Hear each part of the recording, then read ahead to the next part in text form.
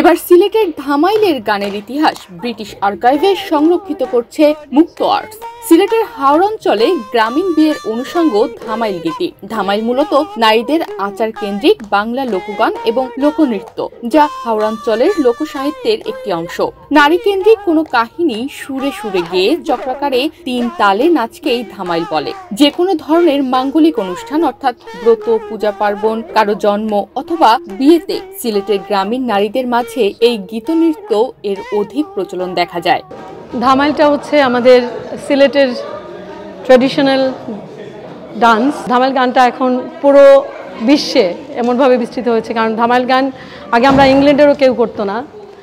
ইংল্যান্ডে যখন আমরা এখানে পূজার সময় শুধু আমরা ধামাইল ডান্সটা করি, আগে এই ধামাইল ডান্সটা হতো না। কিন্তু এখন সবাই পুরো বিশ্বে আমি বলবো যত জায়গা আছে, আমেরিকা, কানাডা, অস্ট্রেলিয়া, সব জায়গায় মুক্ত আর্টসের যে আয়োজন, এই আয়োজনের মূল উদ্দেশ্য হচ্ছে নেক্সট প্রজন্মকে ধামাইল সম্পর্কে পরিচিতি করা, কারণ তারা ধামাইল ডান্স করতে ভালোবাসে। আমরা দেখেছি যে আমরা যখন ধামাইল গান করি তখন তারাও আমাদের সঙ্গে আসে ডান্স করে।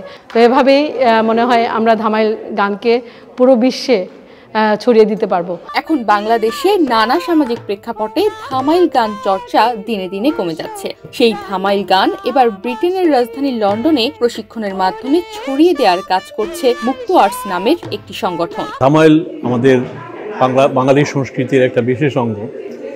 সিলেট সহ বরাক উপত্যকা, সিলেটের ভারতেরও একাংশ, করিমগঞ্জ, আসাম এসব এলাকায়ও ধামাইল খুবই প্রচলিত।